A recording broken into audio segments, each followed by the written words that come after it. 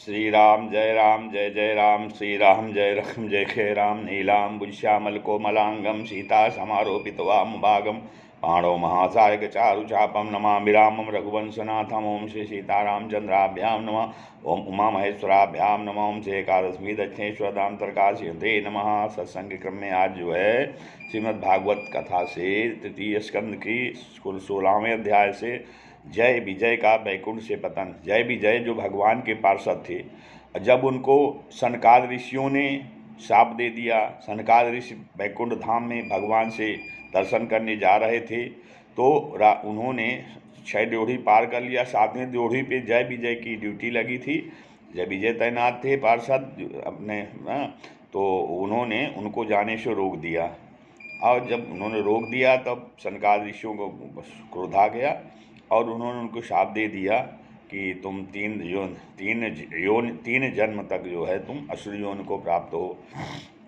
तो जब सनकाद ऋषि ने शाप दे दिया तो जय विजय का वैकुंठ से पतन हो गया। वही कथा है। ब्रह्मा जी ने कहा, ब्रह्मा जी कहते हैं, इत्तद्र गृणताम तेषां मुनीनाम योग धर्मिणाम प्रतिनंद जगादेदम विकुंठो निलयो विभु। ब्रह्मा जी ने कहा, देवगण, जब योगनिष्ठ सनकाद मुनियों ने इस प्रकार स्तुति की तब वैकुंठ निवासी हरि ने उनकी प्रशंसा करते हुए कहा, भगवान ने कहा, श्री भगवान वाच, एतो तौ पार्षदो मह्यम जयो विजय एव चा कदर्थी कृत्यमाम यद्वा बहवाक्रांतामतिक्रमम् यस्त्वेतयोर्धृतो दंडो भवद्भिर्मामनुव्रतैः स एवानुमतोऽस्माभिर्मुनयो देवहेलनात् तथा तद्वाह प्रसादयाम्यद्य ब्रह्मदैवं परम हि मे तद्धीत्यात्मकृतं मन्ये यस्त्वा पुंभिरसत्कृताः।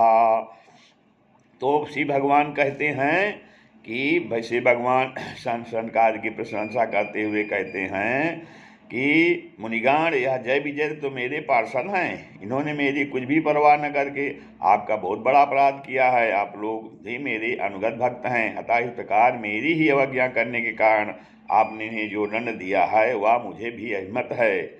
अच्छा, हम उससे सहमत हैं। ब्राह्मण मेरे परम आराध्य हैं, ब्रह्म ऋषि मेरे परम आराध्य हैं। मेरे अनुचरों द्वारा आप लोगों का जो दुष्कार हुआ है उसे मैं अपना ही किया हुआ मानता हूँ। इसलिए मैं आप लोगों से प्रसन्नता की भिक्षा मांगता हूँ कि आप प्रसन्न हो जाइए। सेवकों के अपराध करने पर संसार उनके स्वामी का ही नाम लेता है, क्योंकि कहा गया है कि सेवकों के अपराध करने पर संसार उनके स्वामी का ही नाम लेता है। वह अपयश उसकी कीर्ति को इस प्रकार दूषित कर देता है जैसे त्वचा को चर्म रोग कर देता है। तो कहते हैं कि मेरी निर्मूल सुयश सुधा में गोता लगाने से चांडाल पर्यंत सारा जगत तुरंत पवित्र हो जाता है, इसलिए मैं विकुंठ कहलाता हूँ। किंतु यह पवित्र गीत मुझे आप लोगों से ही प्राप्त हुई है, इसलिए जो कोई आपके विरुद्ध आचरण करेगा वह मेरी पूजा ही क्यों न हो, मैं उसे तुरंत काट डालूंगा। आप लोगों की सेवा करने से ही मेरी चरण रज ऐसी पवित्रता प्राप्त हुई है। हाँ, ब्रह्म ऋषियों की सेवा से ही तो कि वह सारे पापों को तत्काल नष्ट कर देती है। और मुझे ऐसा सुंदर स्वभाव मिला है कि मेरे उदासीन रहने पर भी लक्ष्मी जी मुझे एक क्षण के लिए भी नहीं छोड़ती। यद्यपि इन्हीं के लिए स्मार्त कृपा कटाक्ष के लिए अन्य ब्रह्मा देवता नाना प्रकार के नियमों एवं व्रतों का पालन करते हैं, जो अपने संपूर्ण कर्म फल मुझे अर्पण कर सदा संतुष्ट रहते हैं। वे निष्काम ब्रह्म ऋषि ग्रास प्रदीप्त होते हुए घी से तरह तरह के पकवानों का जब भोजन करते हैं तब उनके मुख से मैं जैसा तृप्त होता हूँ वैसा यज्ञ में अग्नि रूप मुख से यजमान की दी हुई आहुतियों को ग्रहण करके नहीं होता हूँ। योग माया का अखंड और असीम ऐश्वर्य मेरे अधीन है तथा मेरी चरणोदक रूपिणी गंगा जी चंद्रमा की मस्तक पर धारण करने वाले भगवान शंकर के सही समस्त लोगों को पवित्र करती हैं। ऐसा मेरा परम पवित्र एवं परमेश्वर हो, ऐसा परम पवित्र परमेश्वर होकर भी जिनके भी मेरे चरण रज को अपने मुकुट पर धारण करता हूँ, तो करके भी हम ब्रह्म ऋषियों के चरण रज को हम अपने मुकुट पर धारण करते हैं। उन ब्रह्म ऋषियों के कर्म को कौन नहीं सहन करेगा। ब्रह्म ऋषि, दूध देने वाली गौएं और अनाथ प्राणी ये मेरे ही शरीर हैं। पापों के द्वारा विवेक दृष्टि नष्ट हो जाने के कारण जो लोग इन्हें मुझसे भिन्न समझते हैं उन्हें मेरे द्वारा नियुक्त यमराज के गिद्ध जैसे दूत हो जो सर्प के समान क्रोधी हैं अत्यंत क्रोधित होकर अपनी रोचों से नोचते हैं। ब्रह्म ऋषि तिरस्कार पूर्वक कटु भाषण भी करें तो भी जो उसमें मेरी भावना करके प्रसन्न चित्त से तथा अमृत भरी मुस्कान से युक्त मुखकमल से उसका आदर करता है, और जैसे रूठे हुए पिता को पुत्र और आप लोगों को मैं मनाता हूँ, उसी प्रकार जो प्रेम पूर्व वचनों से प्रार्थना करते हुए उन्हें शांत करते हैं वे मुझे अपने वश में कर लेते हैं। मेरे इन सेवकों ने मेरा अभिप्राय न समझकर ही आप लोगों का अपमान किया है, इसलिए मेरे अनुरोध से आप केवल अब इतने कृपा कीजिए कि इनका यह निर्वासन काल शीघ्र ही समाप्त हो जाए।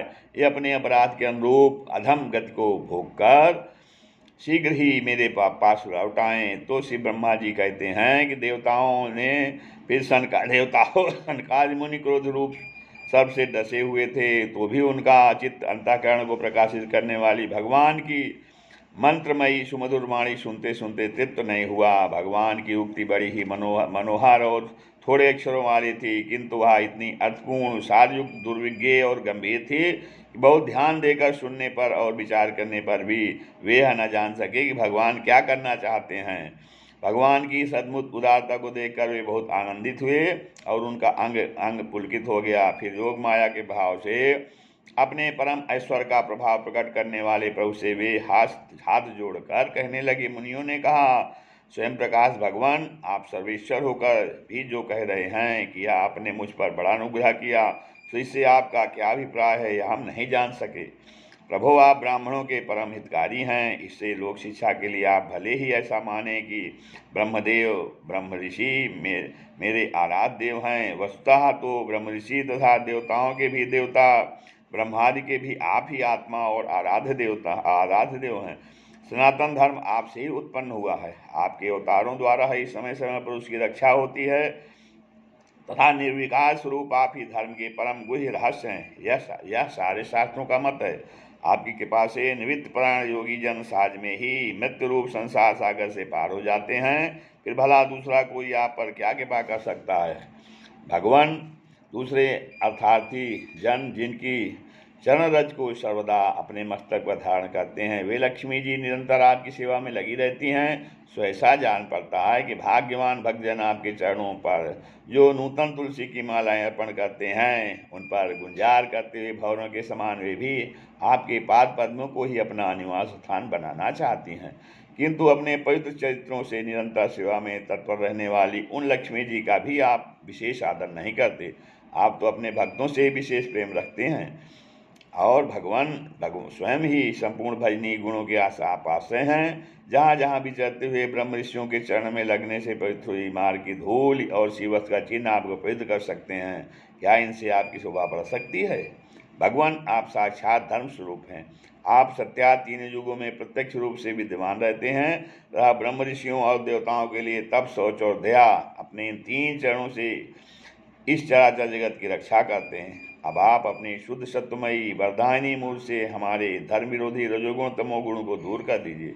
देव, यह ब्राह्मण कुल आपके द्वारा अवश्य रक्षणीय है। यह साक्षात धर्मरूप होकर भी आप सुमधुर वाणी और पूजनाथ के द्वारा इस उत्तम कुल की रक्षा करना करें तो आपका निश्चित किया हुआ कल्याण मार्ग ही नष्ट हो जाएगा, क्योंकि लोग तो श्रेष्ठ पुरुषों के आचरण को ही प्रमाण रूप से ग्रहण करता है। प्रभु, आप सत्वगुण की खान हैं और सभी जीवों का कल्याण करने के लिए उत्सुक हैं। इसी से आप अपनी शक्ति रूप राजा आदि के द्वारा धर्म के शत्रुओं का संहार करते हैं, क्योंकि वेद मार्ग का उच्छेद आपको अभीष्ट नहीं है। आप वेद मार्ग को उल्लंघन करने वालों को बर्दाश्त नहीं कर सकते हैं। आप त्रिलोकीनाथ और जगत प्रतिपालक होकर भी ब्रह्म ऋषियों के प्रति इतने नम्र रहते हैं, इससे आपके तेज की कोई हानि नहीं होती। यह तो आपकी लीला मात्र है।